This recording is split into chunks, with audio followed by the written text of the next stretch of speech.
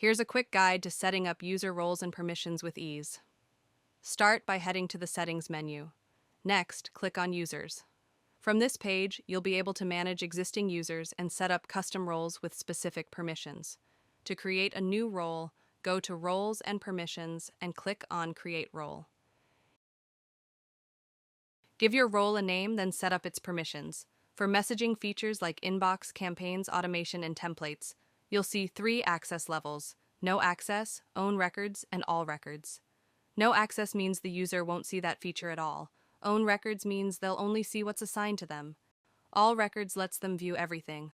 For call features like Teams and call history, you can simply choose to show or hide. Show gives access, hide removes it. The same applies to settings, just show or hide. Once you've configured everything, hit Create Role. And that's it.